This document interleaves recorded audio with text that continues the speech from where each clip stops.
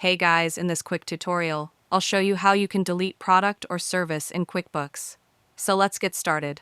First, log into your QuickBooks Online account and from the left-hand side menu, click on Sales. Under the Sales section, you'll find the option called Products and Services, so go ahead and click on it. After that, you'll see a complete list of all the products and services you've created in QuickBooks. Find the specific item you want to remove. On the right-hand side, under the Action column, you'll notice a drop-down arrow next to the Edit button. Click on this arrow to see more options. Then, from the drop-down, select Make Inactive. QuickBooks will display a confirmation message asking if you're sure you want to make this product or service inactive.